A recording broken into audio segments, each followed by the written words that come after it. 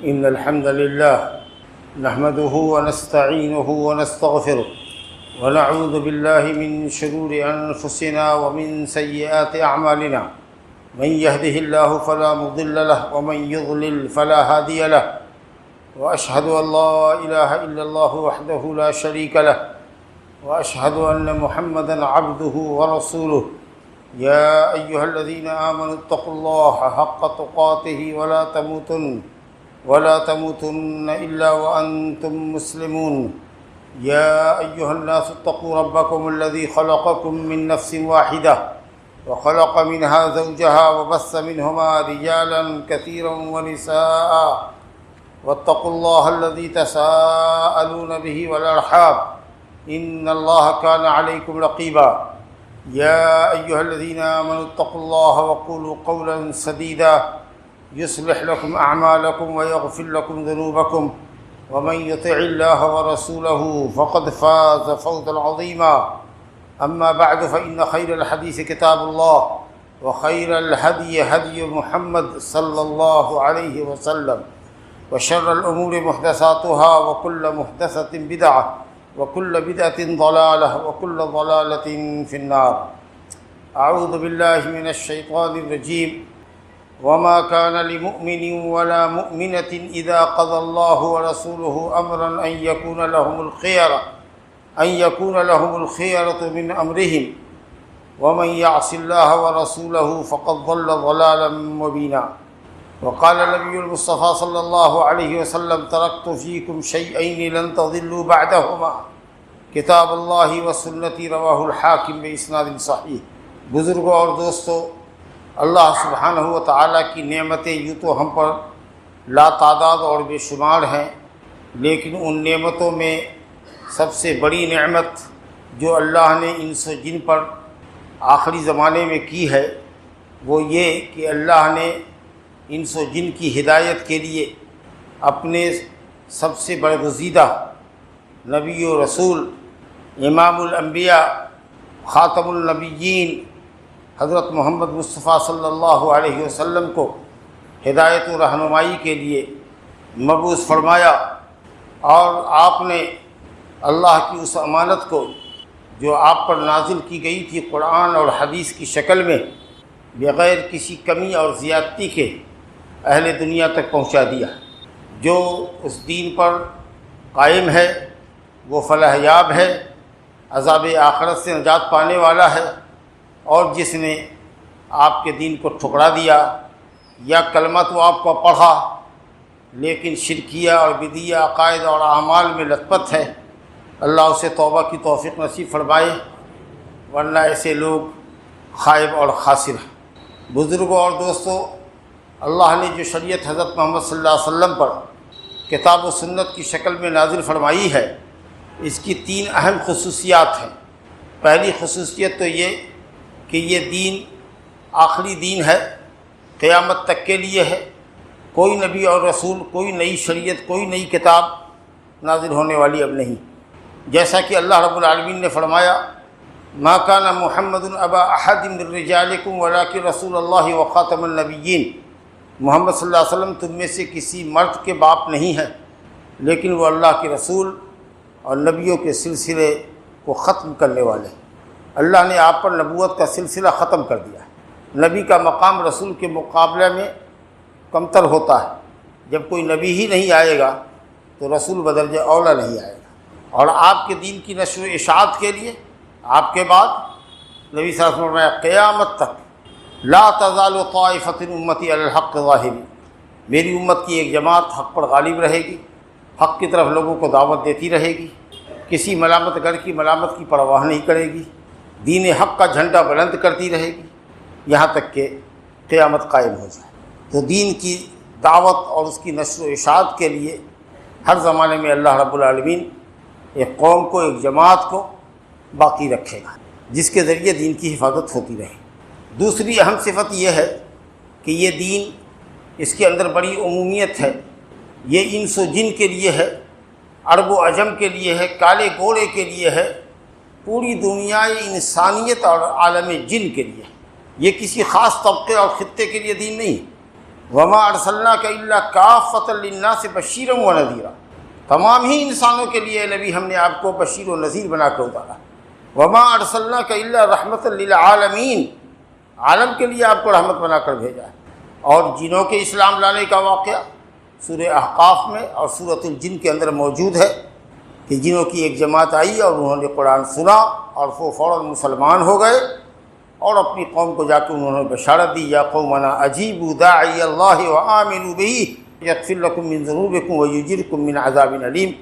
اللہ کے دین کی طرف بلانے والے ایک داعی، ایک رسول، پیغمبر کی بعثت ہو چکی ہے، اس کو قبول کرو اور اپنے آپ کو جہنم کے عذاب سے بچاؤ۔ اگر ایسا نہیں کر سکو گے تو اللہ کے عذاب سے بچ کے کہیں نہیں جاؤ گے۔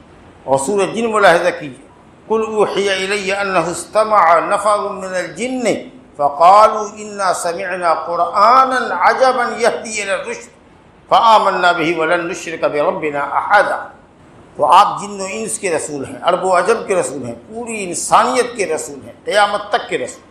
قرآن مجید نے فرمایا وَمَن يَكْفُرْ بِهِ مِنَ الْأَحْزَابِ فَالنَّارُ مَوْعِدُهُ، قرآن مجید کے کتاب الہی ہونے کا جو شخص انکار کرے گا اس کا ٹھکانہ جہنم۔ اور رسول گرامی صلی اللہ علیہ وسلم کی حدیث ہے مسلم میں کہ روئے زمین پر کوئی بھی انسان ہو، خواہ وہ یہودی اور عیسائی ہی کیوں نہ ہو، عیسائی بلکہ نصرانی کہہ لیجیے تو بہتر ہے، قرآن نے ان کو نصارہ کہا ہے، یہودی اور نصارہ کیوں نہ ہوں، عیسائی نہیں ہے وہ، اگر عیسائی ہوتے تو حضرت عیسیٰ علیہ السلام کی باتوں کو عمل کرتے، اسی وہ نصارہ ہیں، انہوں نے کہا قالوا انا نصارى، ہم نصارہ ہیں، مددگار ہیں، تو ان کو وہی نام دیجئے جو نام انہوں نے خود اپنے لیے پسند کیا۔ تو یہود و نصارہ قرآن نے کہا ہے، تو روئے زمین پر یہود و نصارہ کیوں نہ ہو، یعنی دو بڑے نبیوں کے ماننے والے بھی کیوں نہ ہوں، اگر ان کو میری نبوت و رسالت کی خبر پہنچے اور وہ مجھ پر ایمان لائے بغیر یہودیت اور نصرانیت پر مر جائے تو اس کا دائمی ٹھکانہ جہنم ہوگا۔ تو اور جو لوگ لادین ہیں، لا مذہب ہیں، جن کا سلسلہ کسی نبی سے نہیں ملتا ہے، ان کا اور کیا حال ہوگا۔ تو معلوم ہوا کہ آپ کی شریعت میں، اسلام کی شریعت میں شمول ہے، یہ تمام کو شامل ہے، انس و جن سب کو شامل۔ اور تیسری خاص صفت اس دین کی یہ ہے، شریعت کی یہ ہے کہ یہ مکمل دین ہے، اس میں کبھی کسی کمی اور زیادتی کی گنجائش رکھی ہی نہیں گئی۔ اللہ نے اپنے نبی کو اپنے پاس تبھی بلایا، آپ کو موت تبھی آئی، آپ دنیا سے روپوش تبھی ہوئے جب اللہ کا دین آپ کے ذریعے مکمل ہو گیا۔ اور اس کی گواہی خود رب العالمین نے قرآن مجید میں دی ہے، الیوم اکملت لکم دینکم، الیوم خاص دن مراد ہے اور وہ ہے عرفہ کا دن، ہجرت کا 10واں سال، 9 ذی الحجہ، میدان عرفات میں یہ آیت اتری ہے، الیوم اکملت لکم دینکم، آج میں نے دین کو مکمل کر دیا، واتممت علیکم نعمتی، اور اسلام دین مکمل ہونے کے ساتھ اللہ نے کہا میری نعمت جو سب سے بڑی نعمت ہے وہ مکمل ہو گئی، اسلام کی تکمیل کے ساتھ اللہ کی سب سے بڑی نعمت تم کو حاصل ہو گئی، اور میں نے تمہارے لیے دین اسلام کو پسند کیا ہے، لہذا تم بھی اپنے لیے دین اسلام کو پسند کرو اور اسی پر ہمیشہ ثابت قدم رہو۔ قل آمنت باللہ ثم استقم، نبی صلی اللہ علیہ وسلم سے کسی نے پوچھا کہ یا رسول اللہ بڑا مختصر کلمہ، جامع ترین کلمہ نصیحت فرمائیے، تو آپ نے کہا قل آمنت باللہ ثم استقم، کہو کہ میں اللہ پر ایمان لایا، قرآن اور حدیث پر ایمان لایا، اور پھر اسی پر جم جاؤ۔ تو اسلام مکمل ہے، کچھ بھی آپ نے کمی نہیں چھوڑی ہے، اور کسی بھی اضافے کی گنجائش نہیں، اضافے کی گنجائش وہاں ہوتی ہے جہاں کمی ہو، تو نہ اضافہ ہمارے لیے جائز ہے اور نہ دین میں جو بات ثابت ہے اس کا انکار ہمارے لیے چاہیے۔ حضرت رسول اللہ صلی اللہ علیہ وسلم، یہ ایک حدیث ہے مسلم میں حضرت عبداللہ بن عمر بن عاص سے اس سلسلے میں کہ آپ نے فرمایا کہ اللہ نے مجھ سے پہلے جس نبی کو بھی بھیجا اس پر یہ واجب قرار دیا کہ وہ ہر اس بھلائی سے جس کو وہ جانتا ہے اپنی امت کو آگاہ کرے، اور جس برائی سے وہ بچتا ہے اور جس کو برائی سمجھتا ہے اس سے اپنی امت کو بچنے کی تلقین کرے۔ چنانچہ تمام نبیوں نے اللہ کا حکم بجا ادا کیا۔ جب تمام نبیوں نے اللہ کی شریعت مکمل پہنچا دی تو نبی صلی اللہ علیہ وسلم نے تو سب سے بڑھ کر کے بدرجہ اولا آپ نے دین کو مکمل فرمایا ترکتکم علی المحجۃ البیضاء لیلھا کنہارھا، میں نے تم کو ایسی شاہراہ پر چھوڑا ہے کہ جس کی راتیں بھی دن کے مانند روشن ہیں، کہیں کوئی ایچ پیچ نہیں ہے، کوئی غموض نہیں ہے، کوئی الجھن نہیں ہے، اس میں کوئی پیچیدگی نہیں ہے، کوئی پوشیدگی نہیں، لا یزیغ عنہا الا ہالک، اس واضح روشن شریعت سے ہٹنے والا، کجروی اختیار کرنے والا، ہلاکت میں پڑنے والا۔ تو اللہ رب العالمین نے دین کو آپ صلی اللہ علیہ وسلم پر مکمل فرمایا، لہٰذا ہم کو چاہیے کہ اسی کامل دین پر ہم اپنے آپ کو رکھیں جو اللہ نے اپنے نبی پر اتارا ہے۔ قرآن اور سنت کو مضبوطی سے تھام لیں، یہ اللہ رب العالمین کی وصیت ہے، محمد صلی اللہ علیہ وسلم کی وصیت ہے، اور اسی میں ہماری دنیاوی اور اخروی فلاح مضمر ہے۔ رب العالمین نے ارشاد فرمایا وما كان لمؤمن ولا مؤمنة اذا قضى الله ورسوله امرا ان يكون لهم الخيرة من امره، سورہ احزاب کی آیت نمبر 36 ہے۔ کسی مومن کے لیے، کسی مومنہ کے لیے، مرد ہو مومن یا عورت، اس کے لیے جائز نہیں ہے کہ جب اللہ اور اس کے رسول کا حکم آ جائے، فیصلہ آ جائے، کون سا فیصلہ؟ شرعی فیصلہ، کیونکہ قضاء اور قدر کا فیصلہ ہوگا، کونی فیصلہ ہوگا، تو اس کو تو کوئی ٹال ہی نہیں سکتا، مسلمان کیا غیر مسلم کا۔ شرعی فیصلہ جو وہ اتارتا ہے اس پر عمل کے لیے پابند کون ہے؟ وہ جس نے محمد صلی اللہ علیہ وسلم کا کلمہ پڑھا ہے۔ پوری دنیا کے آپ نبی ہیں، آپ کفار کے بھی نبی ہیں، لیکن فرق یہ ہے کہ جس نے آپ کا کلمہ پڑھا ہے وہ امت اجابت ہے، جس نے آپ کی دعوت قبول کی، اور جس نے ابھی آپ کا کلمہ نہیں پڑھا ہے وہ امت دعوت ہے، لیکن آپ تمام انسانوں کی امت ہیں۔ تو فرمایا گیا کہ کسی مومن مرد اور عورت کے لیے جو اللہ اور آخرت پر ایمان رکھتا ہے، جب اللہ اور اس کا رسول کوئی فیصلہ کر دے، کوئی حکم نازل کر دے، شرعی حکم، تو کسی مسلمان کو، مرد ہو یا عورت، اپنے معاملات میں بھی اختیار نہیں رہ جاتا اللہ کے حکم کے سامنے، کیونکہ جب اس نے اللہ کا کلمہ پڑھا ہے، رسول کا کلمہ پڑھا ہے، تو اس نے اپنے آپ کو اللہ اور اس کے رسول کے حوالے کر دیا، اپنی زندگی کی ریموٹ دے دی اس کے ہاتھ میں کہ آپ جو کہیں گے وہی کریں گے، ہم کو کیا اچھا لگتا ہے اس سے مطلب نہیں، ہمارے رب کو کیا اچھا لگتا ہے، ہمارے نبی کو کیا اچھا لگتا ہے، ہمارے دین میں کیا اچھا ہے وہ اچھا ہے۔ آپ کو اپنے ذاتی معاملے میں بھی اختیار نہیں رہ جاتا اگر آپ مومن رہنا چاہتے ہیں۔ ما كان لمؤمن ولا مؤمنة اذا قضى الله ورسوله امرا ان يكون لهم الخيرة، یعنی اختیار نہیں رہ جائے گا تم کو تمہارے معاملے میں اگر تم اللہ رسول پر ایمان لاتے ہو اور اللہ کا اور اس کے رسول کا حکم آ چکا ہے تو۔ ومن يعص الله ورسوله، اور جو اللہ رسول کی نافرمانی کرے گا وہ کھلی ہوئی گمراہی میں۔ یہاں حضرت عبداللہ بن جہش اور زینب بنت جہش کا واقعہ پیش کیا جاتا ہے، لیکن وہ واقعہ صحیح نہیں سندی اعتبار سے۔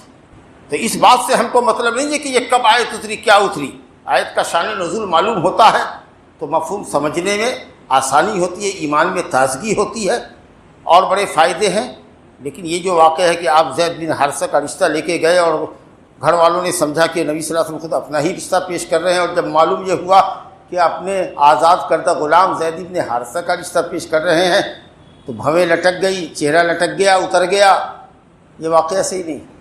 کوئی بھی مومن اور مومنہ اور کسی بھی معاملے میں شرعی حکم کے خلاف اپنے کسی معاملے میں اس کو اختیار نہیں رہ جاتا، شرع کی پابندی لازم ہوتی ہے اگر وہ مومن رہنا چاہتا ہے، بس اتنا سمجھو۔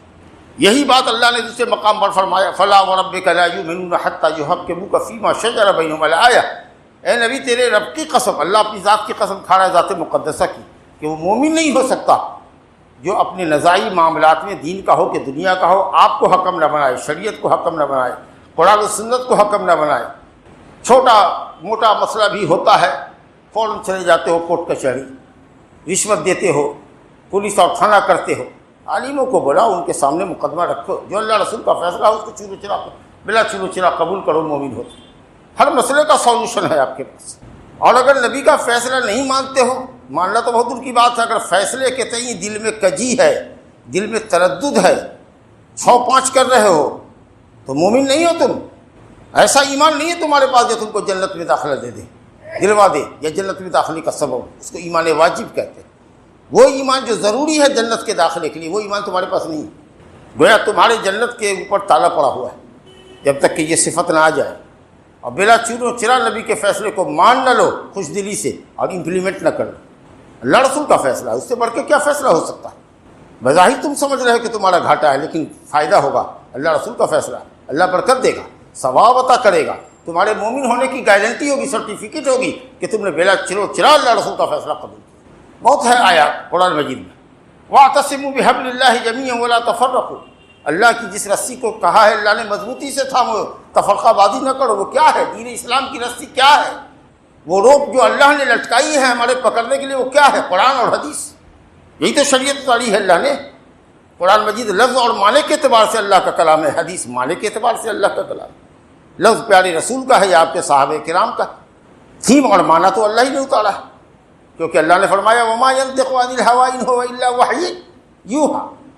اللہ نے فرمایا وما آتاکم الرسول فخذوه وما نهاکم عنه فانتهوا۔ رسول جو کچھ بھی دیں، اللہ کی کتاب دیں، نبی کی سنت دیں، کوئی فیصلہ دیں، کوئی مال دیں، جو کچھ بھی نبی دیں اس کو بلا چون و چرا قبول کرو، جس چیز سے روکے رک جاؤ۔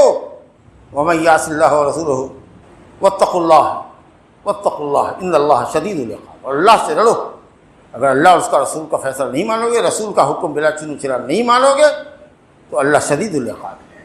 یا ایھا الذین آمنوا اطیعوا اللہ واطیعوا الرسول واولی الامر منکم الی آخر الآیہ۔ اللہ کی اطاعت کرو یعنی کتاب اللہ کی، اور رسول اللہ صلی اللہ علیہ وسلم کا کہا مانو۔ جب تک آپ زندہ تھے آپ کا کہا مانو، آپ کے انتقال کے بعد آپ کی سنت شریفہ موجود ہے، صحیح حدیثوں کو مانو۔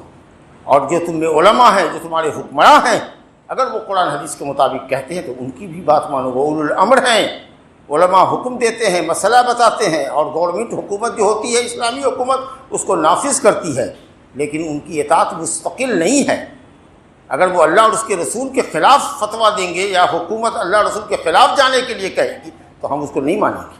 اگر علماء میں مولویوں میں ڈسپوٹ ہو جائے، اختلاف ہو جائے کسی مسئلے میں، چلو دیکھتے ہیں قرآن کیا کہتا ہے، نبی صلی اللہ علیہ وسلم کی حدیث کیا کہتی ہے۔ فیصلہ اسی عدالت میں ہوا، سپریم کورٹ ہے، اس سے بڑھ کے کوئی کورٹ نہیں ہے۔ فَإِن تَنَازَعْتُمْ فِي شَيْءٍ فَرُدُّوهُ إِلَى اللَّهِ وَالرَّسُولِ۔ اللہ کی طرف پلٹا دو اور رسول کی طرف پلٹا دو۔ نبی صلی اللہ علیہ وسلم زندہ تھے تو آپ کے پاس لے آتے تھے، اب آپ کی سنت شریفہ سے دیکھو کس مسئلے میں دلیل ہے اور کون سی دلیل حق ہے، حدیث صحیح کس کے پاس ہے، ضعیف کس کے پاس ہے۔ ان کنتم تؤمنون باللہ والیوم الآخر، اگر مومن رہنا چاہتے ہو اللہ اور آخرت پر تمہارا ایمان ہے، ذالک خیر و احسن تأویلا۔ بہت سی آیات ہیں، اور نبی صلی اللہ علیہ وسلم نے فرمایا ترکت فیکم شیئا، دو چیزیں میں چھوڑ کے جا رہا ہوں، اگر ان کو مضبوطی سے پکڑے رہو گے کبھی گمراہ نہ ہوگے۔ ایک اللہ کی کتاب ہے، دوسری میری سنت، میری حدیث ہے۔ کتاب اللہ کے ساتھ اگر سنت کا لفظ آوے تو وہاں پر حدیث مراد ہے، اور بدعت کے مقابلے میں سنت آوے تو وہ عمل جو شریعت سے ثابت ہو وہ سنت، اور جو شریعت سے ثابت نہ ہو وہ بدعت۔ اور فرض کے مقابلے میں سنت آوے تو فرض جس کا کرنا واجب ہے تارک گنہگار ہے، سنت جس کا کرنا افضل ہے تارک گنہگار نہیں۔ اور کبھی کبھی سنت کا ایسا معنی ہوتا ہے من رغب عن سنتی فلیس منی، جو میرے طریقے سے اعراض کرتا ہے یعنی میری شریعت سے، وہاں پر سنت پوری اسلام کو شامل ہے، قرآن اور حدیث سب کو شامل، بڑی ساری تلقین ہے۔ اور الحمدللہ امت جب تک کتاب اور سنت کو مضبوطی سے تھامے رہی، عقیدے کے اعتبار سے، عمل کے اعتبار سے، منہج اور سلوک کے اعتبار سے امت متحد رہی۔ اور جہاں مسلکی اختلافات میں پڑی، علماء اور ائمہ دین نے قرآن و سنت سے جو مسائل اخذ کیے، ہو سکتا ہے ان کے استنباط میں غلطی بھی ہوئی ہو، انسان ہی تو ہے، کوئی بھی معصوم عن الخطا نہیں، لیکن پکڑ لیا ایک امام کے مسلک کو اور اس کی طرف اپنی نسبت کر لی، اور اس قدر تعصب اور تقلید جامد کی کہ لا قرآن اور حدیث ان کے سامنے پیش کیا جائے وہ ماننے کو تیار نہیں۔ جیسے کہ ان کا مولوی، ان کا امام نہ ہو، بڑا امام عالم کو بڑے عالم کو امام کہتے ہیں، وہ امام نہ ہو بلکہ لگتا ہے کہ نبی ہو، ایسے پکڑا ہے مضبوطی کے ساتھ۔ حالانکہ ان ائمہ دین نے جن کی آج پیروی لوگ کر رہے ہیں، آنکھ بند کر کے تقلید کر رہے ہیں، پیروی تو دلیل کی روشنی میں ہوتی ہے، اب بلا دلیل معلوم کیے ہوئے بات ماننا تقلید ہوتا ہے۔ ان ائمہ متبوعین نے سختی سے منع کیا کہ اللہ کی کتاب اور سنت ہی اصل الاصول ہیں، یہی اسلام کے دو بنیادی سرچشمہ ہے، یہی مصدر ہے، یہی چشمہ ہے جہاں سے اسلام کے سوتے پھوٹتے ہیں۔ اگر میری کوئی بات کسی صحیح حدیث سے ٹکراتی ہو، ایون صحابی کے قول سے ٹکراتی ہو، تو ہماری بات کو چھوڑ دینا، اللہ رسول کی بات کرے گا۔ حضرت امام مالک رحمۃ اللہ علیہ کا یہ قول کسی نے نہیں سنا ہوگا کہ کل منا یؤخذ منہ ویرد الا صاحب هذا القبر، واشار الی قبر نبی صلی اللہ علیہ وسلم۔ ہم میں کہ ہر عالم کی بات کچھ قابل اخذ ہے، لینے کے لائق ہے، اور کچھ قابل ترک ہے، رد کرنے کے لائق ہے، یعنی جو کتاب و سنت کے موافق ہے وہ قابل اخذ ہے، لو، اور جو کتاب و سنت کے مخالف ہو جائے وہ رد کر دو، سوائے اس قبر والے کی۔ مسجد نبوی میں درس دیتے تھے اور قبر رسول صلی اللہ علیہ وسلم کی طرف اشارہ کیا۔ حضرت امام شافعی رحمۃ اللہ کہتے ہیں کہ علماء امت کا اجماع ہے کہ اگر کسی کے لیے رسول اللہ صلی اللہ علیہ وسلم کی سنت ظاہر ہو جائے تو اس کے لیے جائز نہیں ہے، جو اجماع ہے امت کا، کہ ان یدعها لقول احد، کائن من کان، چاہے کتنا بڑا مولوی عالم امام کیوں نہ ہو، اس کے قول کے سامنے حدیث کو چھوڑ دے، یہ جائز نہیں۔ اس بات پر امت کا اتفاق ہے کہ نبی کے قول کو کسی کے قول کے لیے چھوڑا نہیں جا سکتا۔ اور حضرت امام ابو حنیفہ بھی یہی کہتے ہیں اذا صح الحدیث فهو مذہبی، اذا جاء عن رسول اللہ فعلى الراس والعین، اذا جاء عن الصحابہ فعلى الراس والعین۔ نبی کی بات آ جائے ہمارے سر آنکھوں پر، صحابی کی بات آ جائے ہمارے سر آنکھوں پر، بہت زیادہ اقوال ہیں۔ لیکن نہ، اس قدر تعصب مسئلہ کی بڑھا کہ امت گروہوں میں بٹ گئی، فرقہ بندی ہو گئی، اور اس لیے مسلمانوں کا شیرازہ بکھر گیا۔ لیکن الحمدللہ وہ حضرات بھی جو کسی مسلک سے اشتغال رکھتے ہیں، کسی فقہ سے خاص انہماک رکھتے ہیں، الحمدللہ ہر مسلک کی فقہ کے اندر ایسے ایسے علماء تاریخ کے مختلف ادوار میں آپ کو ملیں گے جنہوں نے اپنے امام کے مسلک کو صحیح حدیث کے سامنے چھوڑ دیا۔ یہی لوگ اعتدال پسند ہیں۔ بھائی ٹھیک ہے، حضرت امام والا جاہ بڑے عالم تھے، استنباط چاروں امام کو پڑھیں، سب کی دلیلوں کو پڑھیں، اگر آپ عالم ہیں پڑھنے کے لائق ہیں تو بات کر رہا ہوں، اور دیکھیں کہ اس میں کون صحیح ہے، کس کے ساتھ صحیح دلیل چھوڑ دیا ہے عالموں نے۔ اب ابن العربی مالکی بڑے مشہور امام گزرے ہیں مالکیہ مسلک کے، کہتے ہیں کہ امام مالک رحمۃ اللہ علیہ کہتے ہیں کہ صلاۃ علی المیت غائب جائز نہیں ہے، غائبانہ نماز میت کے اوپر جائز نہیں ہے، نماز جنازہ غائبانہ جائز نہیں ہے۔ تو پوچھا جاتا ہے ان سے کہ نبی صلی اللہ علیہ وسلم نے جو نجاشی پر پڑھا تو کہا کہ وہ نبی صلی اللہ علیہ وسلم کے لیے خاص تھا، دوری سمیٹ دی گئی تھی اور قبر شریف لے آئی گئی تھی، حبشہ سے ایتھیوپیا سے کہاں لے کے آ گئی تھی؟ مدینہ۔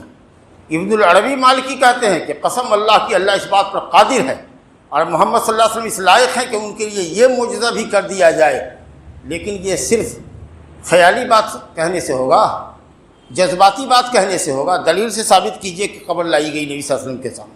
اللہ تو ہر چیز پر قادر ہے۔ آپ نے کہا چلو اپنے بھائی پر نماز پڑھو کیونکہ وہ مرا ہے ارض حبشہ میں۔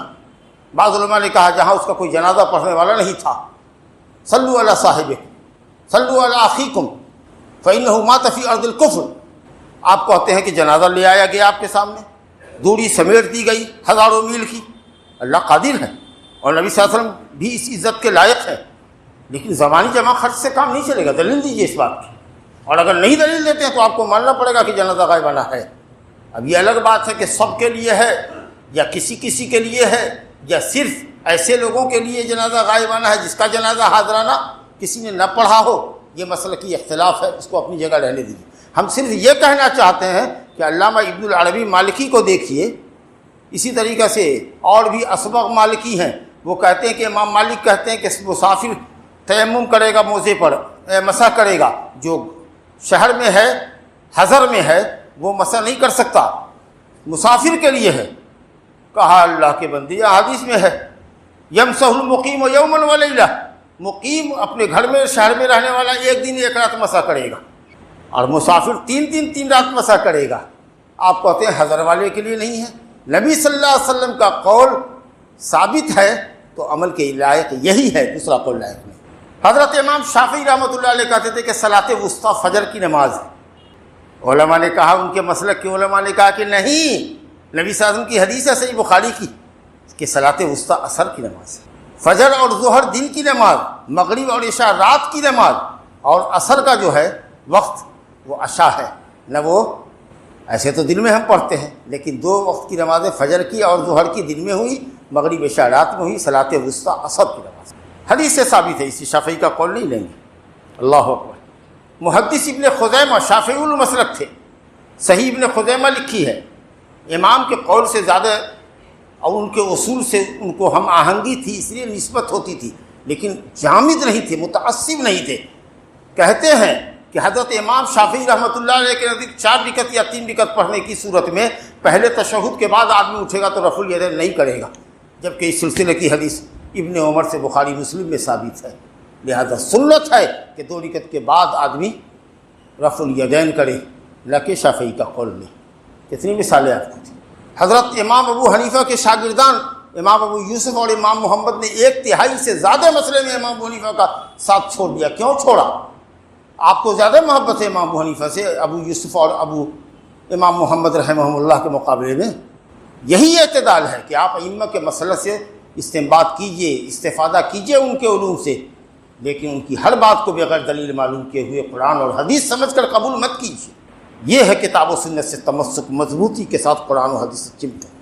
اور اسی کے ساتھ ضروری ہے کہ قرآن و سنت سے تمسک کرنے والوں کے لیے ضروری ہے کہ وہ بدعات سے اجتناب کریں، بدعات سے اجتناب کریں۔ جو کچھ کے ثابت ہے قرآن و حدیث میں، ایون خلفائے راشدین سے جو ثابت ہے اس پر عمل کریں۔ کیا کہا نبی صلی اللہ علیہ وسلم نے؟ علیکم بسنتی وسنت الخلفاء المہدیین الراشدین تمسکوا بها وعضوا علیہا بالنواجذ۔ اے لوگوں، میری سنت کو لازم پکڑو اور میرے خلفاء کی، میرے نائبین کی جو ہدایت یافتہ ہیں، جن کو اللہ نے ہدایت نصیب فرمائی ہے اور حق کی طرف رہنمائی فرمائی ہے۔ راشدین مانے راشد کہتے جو حق کی طرف رہنمائی حاصل کرنے والا ہو۔ اب مہدی ہدایت یافتہ، تو جو ہدایت کی راہ پہ لگے ہیں اللہ نے جن کو ہدایت بخشی ہے اور حق کی رہنمائی فرمائی ہے، اور وہ بلا اختلاف مراد ہیں کون؟ سیدنا ابو بکر صدیق، وہ عمر فاروق، وہ عثمان، وہ علی رضی اللہ عنہم اجمعین۔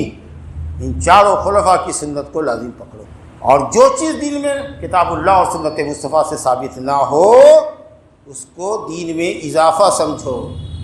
اس کے بعد فرما رہا ہے وَإِيَّاكُمْ وَمُحْدَثَاتِ الْأُمُورِ، خبردار دین کے اندر نئی چیزوں کے پر عمل کرنے سے پرہیز کرو، بچو، کیونکہ ہر نئی چیز دین کے اندر دنیاوی معاملات میں نہیں، دینی معاملات کے اندر، عبادات کے اندر، عقائد کے اندر جو بھی نئی چیز لے کر کے آؤ گے وہ سب بدعت ہوگی، اور ہر بدعت گمراہی۔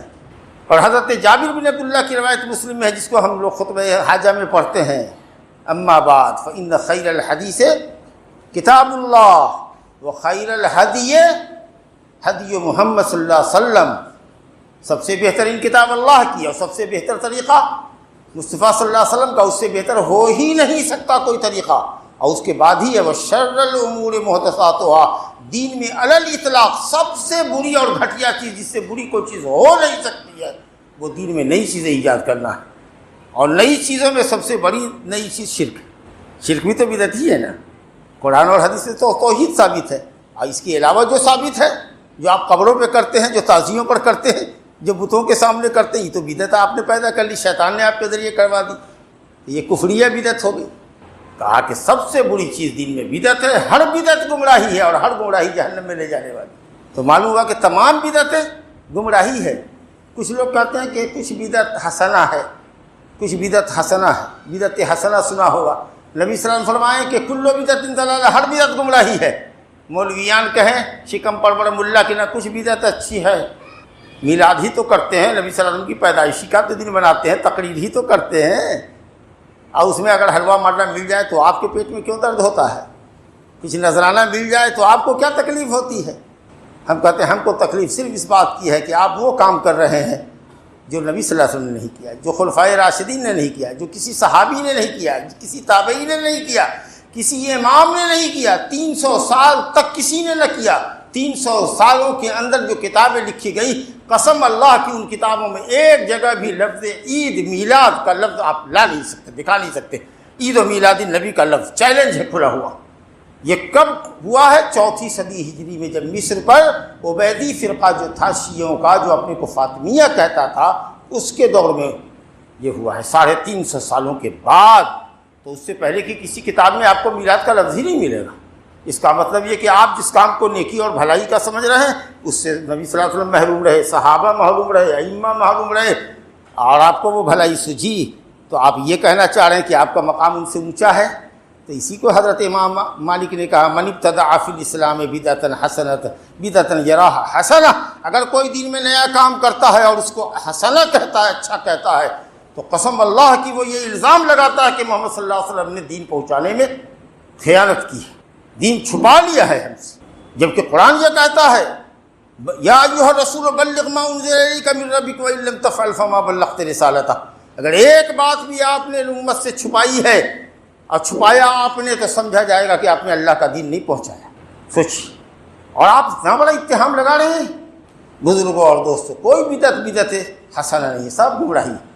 دلیل کیا پکڑتے؟ مسلم میں حدیث ہے نا، من سن فی الاسلام سنتا، جس نے اسلام میں اچھے طریقے پر عمل کیا، اب جس نے برے طریقے پر عمل کیا تو اچھے طریقے پر عمل کرنے والے جو لوگ آئیں گے بعد میں سب کے برابر ثواب ملے گا، برا طریقہ ایجاد کرنے والے پر سب کے گناہ کے برابر لگے گا۔ ارے اللہ کے بندو سمجھو، ایک کچھ لوگ قبیلہ مضر کے آئے، مسلم کی حدیث ہے، قبیلہ مضر کے آئے، عرب کے قبیلے کے، بڑے پھٹے حال تھے، فقر و فاقہ ان سے ظاہر ہو رہا تھا۔ نبی صلی اللہ علیہ وسلم کو دیکھا نہ گیا ان کی حالت، آپ نے صدقے کا اعلان فرمایا، کہا کہ صدقہ کرتے جاؤ اس پر۔ لوگ نے سنا، بیٹھے رہ گئے۔ ایک انصاری نوجوان اٹھا، وہ گھر گیا اور اس نے سکے سے، چاندی کے سکے سے بھری ہوئی ٹوکری یا بھرا ہوا تھیلا اٹھا لیا گھر میں۔ اتنا وہ وزنی تھا کہ اس کی ہتھیلی کانپ رہی تھی، اس کی کلائی کانپ رہی تھی، اٹھانے سے وہ عاجز تھا، اس قدر وزن تھا اس میں، یقیناً 15-20 کلو تو رہا ہی ہوگا چاندی۔ جوان تھا اور پریشان ہو کر کے ہلتا ڈولتا اور ہتھیلی نچاتا ہوا، گھماتا ہوا پریشانی کے ساتھ لا رہا ہے، تو کم سے کم تو 20 کلو 25 کلو کا وزن تو ہو ہی سکتا ہے۔ ہم لوگ اٹھا لیتے ہیں 15-20 کلو کا وزن، تو وہ کیفیت نہیں ہوتی۔ اب وہ جو لا کر کے اس نے رکھا اور ڈھیر کر دیا نبی صلی اللہ علیہ وسلم کے سامنے، اللہ کو اتنا دیکھنا تھا کہ صحابہ سب دوڑے اپنے اپنے گھر، اور دیکھتے دیکھتے پیسوں کا، غلوں کا، کھانوں کا ڈھیر لگ گیا۔ آپ نے کہا من سن فی الاسلام سنۃ حسنہ، تو صدقہ کرنا پڑا، اس نے عمل کیا تھا جہاں آپ نے یہ فرمایا۔ جتنے لوگوں نے بعد میں صدقہ کیا سب کے ثواب کے برابر اللہ اس شخص، پہلے شخص کو دے گا، سب کو تو دے گا ہی، اس کو سب کے برابر بھی دے گا، کیونکہ وہ شروعات کرنے والا ہے۔ تو نبی کے حکم پر اس نے کیا تھا۔ صدقہ کرنے کی کتنی بڑی فضیلت ہے۔ یہ سنت حسنہ ہے کہ بدعت حسنہ ہے؟ بتاؤ۔ ظالموں، حدیث میں ہے سنت حسنہ، تم کہتے ہو بدعت حسنہ۔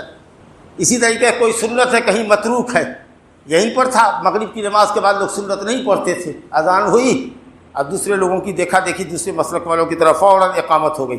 اب ماشاءاللہ ایک سنت زندہ آپ لوگوں نے کیا، مغرب کی اذان اور اقامت کے درمیان 2 کا سنت پڑھتے ہیں، 5 منٹ کا وقفہ دیتے ہیں، بڑا فائدہ ہے، سنت بھی مل گیا، کوئی وضو کر رہا ہے اس کو بھی مل گیا، کوئی گھر سے وضو کر کے آ رہا ہے 5 منٹ کے وقت میں وہ پہلی رکعت میں آ گیا، بلکہ تکبیر اولیٰ اس نے پا لی، الحمدللہ الحمدللہ۔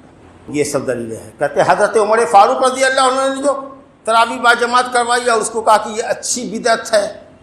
بدعت کا 2 معنی ہوتا ہے، ایک تو عربی زبان میں لفظ بدعت کا کیا معنی ہے، قرآن نے کہا قل ما کنت بدعا من الرسول، میں کوئی نیا رسول نہیں، مجھ سے پہلے بھی ہزاروں انبیاء آ چکے ہیں، لاکھوں، لاکھ سے اوپر آ چکے ہیں۔ گویا جو کام پہلے پہل ہو، جس کی کوئی مثال پہلے سے نہ ہو، اس کو عربی زبان میں بدعت کہتے ہیں۔ تو 30 دن باجماعت تراویح حضرت نبی صلی اللہ علیہ وسلم نے نہیں پڑھی ہے، 3 رات پڑھی ہے باجماعت، ابو بکر صدیق نے نہیں پڑھی، حضرت عمر فاروق نے پڑھی۔ تو یہ تو ایک نیا کام ہوا جس کی کوئی مثال نہیں ملتی۔ لیکن شریعت میں جس کو بدعت کہتے ہیں وہ یہ ہے کہ کام بغیر سابق مثال اور نمونے کے ہو اور اس پر شریعت میں دلیل بھی نہ ہو، بس اتنا سا فرق لگا تھا۔ تو اگر ہے کوئی دلیل تمہارے اس عمل کے اوپر تو ٹھیک ہے، ہم اس کو سنت کہنے کو تیار ہے، عمل کرنے کو تیار ہے۔ لیکن ہم تو دیکھ رہے ہیں کہ 350 سال کا زمانہ خالی ہے اس، تو الحمدللہ ثم الحمدللہ اس قول سے بھی مغالطہ میں مت پڑیے، کوئی بدعت حسنہ نہیں ہے، کل بدعت ضلالہ۔ بہت سی بدعتیں اعتقادی ہیں، جیسے معتزلہ، جہمیہ، گمراہ فرقوں کے جو اقوال ہیں۔ بہت سی بدعت قولی ہے، جیسے نماز پڑھے گا، پہلے نیت باندھنے سے پہلے نویت ان اصلی للہ تعالی رکعتین 4 رکعات، کیا کیا سب پڑھتا ہے۔ نویت ان اصوم غدن، کل کا میں روزہ رکھوں گا اللہ کے لیے، سوائے حج کے، کہ حج میں میقات پر جاؤ گے تو کہو گے لبیک اللہم عمرۃ 1 مرتبہ، اس کے بعد تلبیہ پڑھتے ہوئے جاؤ گے۔ اسی طریقہ سے یا نبی المدد، یا غوث المدد، یہ کیا ہے؟ کفریہ بدعت ہے جو زبان سے نکالتے تو کچھ تو ہوتی ہے قولی بدعت، کچھ ہوتی ہے اعتقادی بدعت، کچھ ہوتی ہے قولی بدعت، کچھ ہوتی ہے فعلی بدعت۔ قبر پر جا کر کے جو طواف کرتے ہو، قبر چھوتے ہو، برکت سے اس کو ہاتھ پوچھتے ہو، یہ کیا ہے؟ مکانی بدعت ہے، اس جگہ سے تعلق ہے، قبر کی جگہ سے۔ اور زمانی بدعت، محرم میں ماتم کرو گے، کالا لباس پہنو گے، بیٹیوں کی شادی نہیں کرو گے، رخصتی نہیں کرو گے، سفر کے مہینے کو منحوس جانو گے، کوئی شادی بیاہ نہیں کرو گے، کوئی تجارت نہیں کرو گے، ربیع الاول میں میلاد کی بدعت کرو گے، فلاں مہینے میں فلاں بدعت کرو گے، فلاں مہینے میں فلاں بدعت کرو گے، فلاں مہینے میں بڑے پیر کا بکرا پالو گے، فلاں مہینے میں رجب کی بدعت کرو گے، فلاں مہینے میں شعبان کی بدعت کرو گے، ہر مہینے کے لیے بلکہ ہر دن کے لیے نئی نئی بدعت۔ اللہ، میرے بھائیوں، میری اللہ تعالیٰ سے دعا ہے کہ اللہ تعالیٰ اپنی شریعت منزلہ پر، قرآن اور صحیح سنت پر ہمیں عمل کرنے کی توفیق عطا فرمائے، اور جو چیز خلاف شرع ہو، چاہے وہ عقیدہ ہو کہ وہ مسئلہ ہو، چاہے وہ کوئی عمل ہو جو سنت سے ثابت نہ ہو، اللہ تعالیٰ ان تمام بدعات سے، شرکیات سے ہم سب کو محفوظ رکھے، اور ہمارا خاتمہ بھی اللہ تعالیٰ کتاب و سنت پر توحید کے اوپر فرمائے۔ انہ تعالی سمیع مجیب۔ اقول قولی ھذا واستغفر اللہ لی ولکم ولسائر المسلمین من کل ذنب فاستغفروہ انہ ھو الغفور الرحیم۔